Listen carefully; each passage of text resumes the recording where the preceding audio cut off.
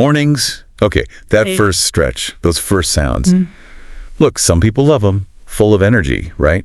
For others, it's just hitting snooze again and again. Definitely. But however you face it, that morning routine, it's something everyone does everywhere. And that's exactly what we're digging into today. Yeah, it really is universal. Exactly. And we've, gathered quite a range of stuff on this. We've got conversation questions, YouTube videos looking at personal routines, even phrasal verbs for the morning. Phrasal verbs, okay. Yeah, and vocabulary lists, a lesson plan for kids, someone's specific routine, and maybe the most interesting bit, a look at how different cultures actually greet the day. It varies a lot. Okay, so the mission today is exploring all that variety, how people, individuals, and cold cultures start their day, the everyday stuff, the really surprising bits. Yeah, hopefully some aha moments. Exactly. Make you think a little.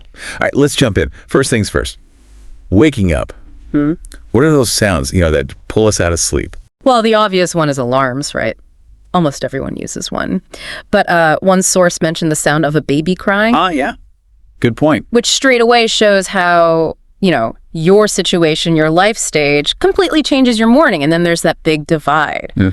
Are you a morning person bouncing out of bed? Or are you, like me, desperate to sleep in? Maybe even doze off again for 5 more minutes. Right. That choice. I am definitely in the sleep-in camp. But, I've always romanticized getting up really early before dawn to see the sunrise. Our conversation starters asked about that. Witnessing a sunrise. It just sounds so peaceful. Have you actually done that often?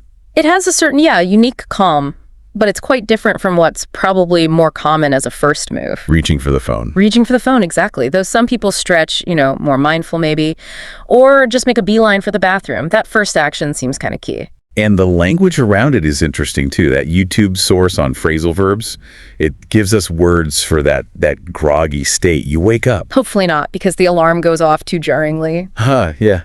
And then maybe you hit the snooze button, guilty, before you finally, get out of bed? Or maybe you roll out of bed? I roll out of bed. Me too. It says so much, doesn't it? Like zero enthusiasm. One is just functional. The other is, morning. Yeah, the nuance there is great. Get out of bed is neutral. Roll out of bed, you can picture it. It shows that feeling, right? Are you feeling refreshed, or is it a real struggle to get out of bed? Yeah, the conversation starters hit on that feeling too. And technology plays a part, or doesn't. Do you use an actual alarm clock, or wake naturally? And the snooze. How many times? Oh, the snooze button trap. It's so tempting. It really is. That battle between needing rest and, needing to get up. And interestingly, one source, the questions, asked point blank, what could you do to improve your morning routine? So acknowledging we can maybe do it better, optimize it. Exactly. Make that start a bit smoother, perhaps. Okay. So assuming we're vertical now. Yeah. Phase 2, getting ready. This feels maybe more standard across the board. Yeah.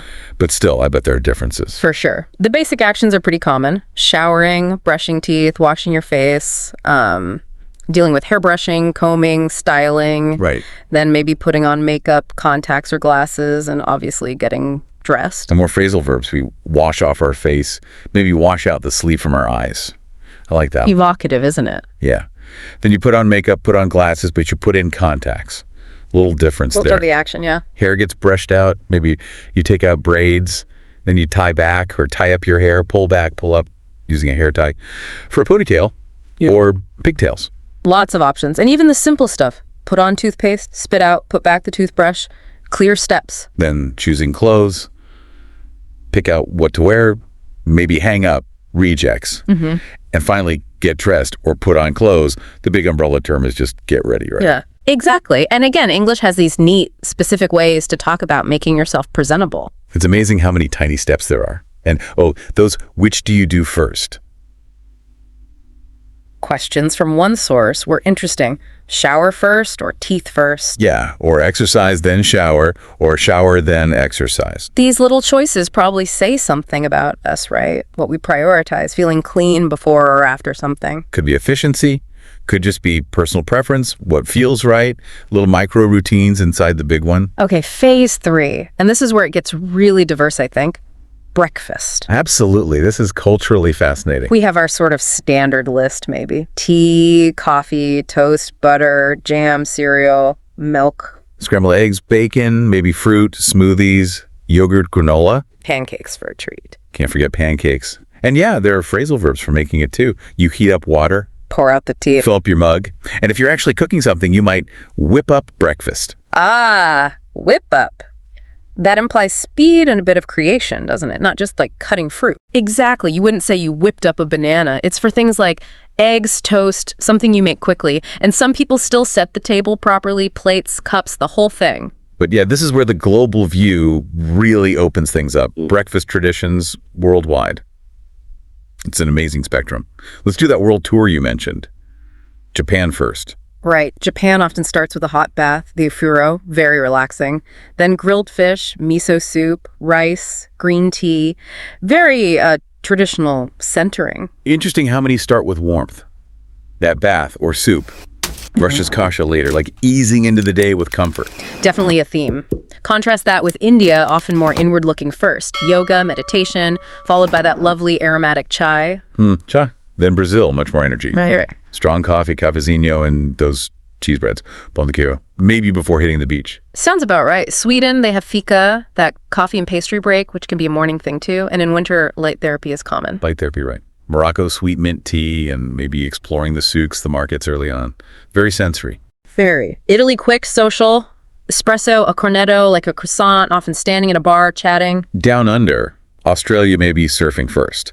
Then the classic smashed avo on toast. Very lifestyle driven. Totally. Spain, they start later, often just tostada con tomate, toast with tomato. They have a bigger mid-morning thing, almuerzo. Right, second breakfast almost. Russia back to warmth with hot kasha porridge. And then sometimes a nice cool dip. Apparently. Talk about bracing. Wow. Okay, turkey cavalti. The huge spread, right? Cheeses, olives, veggies, and strong black tea. A real feast to start the day. France more relaxed. Croissant or baguette, butter, jam, maybe a cafe au lait. Slower pace. Mexico brings the heat. Chilaquiles or huevos rancheros, often bigger family meals. South Korea breakfast can look like other meals. Rice, soup, kimchi, those little side dishes, banchan. Interesting. Germany, very hearty, efficient frühstück. Bread rolls, cold cuts, cheese, boiled eggs. Gets the job done. Thailand, a spiritual element with almsgiving to monks. Then maybe street food like jok, rice porridge, or grilled pork skewers. Delicious. Argentina, the mate ritual, that shared caffeinated drink. And media lunas, little croissants. Very social. Netherlands bicycles. Commuting by bike, often after bread with hagelslag. Chocolate sprinkles for breakfast. Love it. Donut. Egypt deep tradition with filfa madams, fava beans, been around for ages. Got to mention pancakes or waffles with maple syrup, It's right? the classic. Iconic. And New Zealand connecting with Maori culture, maybe early starts, perhaps. Ruina parawa, potato bread. Just, wow, the variety is incredible. It really shows how culture shapes even this first meal. And notice how many involve a hot drink. Coffee, tea, chai. It's a central element, isn't it? Comfort, ritual, energy, and it just proves there's no single right way. These traditions reflect values, Japan's calm, India's spirituality, Brazil's energy, Sweden's social side. Yeah, it's all woven in. Okay, so fed, ready. Next up for many is actually leaving the house. Keys, shoes, jacket, bags. The essentials. And yep, more phrasal verbs. You put on shoes, jacket, maybe just put my stuff on, and then you head off to or head out to work or school. You leave the house. Maybe you have to drop off kids first. Right. And getting there, you might walk to work, drive to work, take the car, or go by car, by bus, by train. If it's public transport, you walk to the bus stop, catch the bus, catch the train. Until you get to work or arrive at work, and then finally you start work. Quite the process for some. Definitely. And for home workers, no commute, but maybe going over plans for the day is that transition step. A different kind of getting started. So we've gone from waking to heading out or logging on, but the sources also talked about routines more broadly as habits, as cultural things. Yeah, the idea that a routine helps with organization, productivity, that came up a lot. Structure helps, right? Feel more in control. And as we saw with breakfast, routines really do reflect cultural values. Do you think things like, I don't know, smashed avocado toast are starting to take over everywhere? Or will local traditions hold strong? That's a good question. There's definitely more mixing, but these things are often really deep-rooted. I think they'll evolve, but maybe not vanish. And it's neat how language learning can fit in, too. Oh, yeah. How so? Well, simple things. Reading news headlines in English, talking to yourself about your plans for the day, in English. Or, like one source suggested, labeling things in your house, changing your phone language. Practical tips? Immersion. Exactly. And thinking about your routine is perfect practice for the present simple tense, actually. The ESL plan mentioned that. It's all about habits, things you do regularly. I wake up, I brush my teeth. Good point. We also saw some fun expressions. Early bird. Right, or waking at the crack of dawn. Or that funny one, sparrow's fart for super early. Never heard that one. And there's morning dreams come true. Yeah. The superstition. And false dawn. Poetic. And we can't forget jobs needing early starts, the difference between weekdays and Sundays. Oh yeah, Sunday morning is different. Definitely slower for most. And those questions were thought-provoking too. Who are the first 3 people you talk to? Do you watch TV? See any animals? Favorite morning spot? Are you better working morning or afternoon? We've all had terrible mornings too, right? Oh yeah. And foods you'd never eat first thing. Lots to consider. Absolutely. Well, wrapping up this deep dive, it's really clear morning routines are way more than just getting ready. They're personal, they're cultural. The sheer range, Yeah. From Japan's bath to Argentina's mate, it just shows how many ways there are to start the day, no single best way.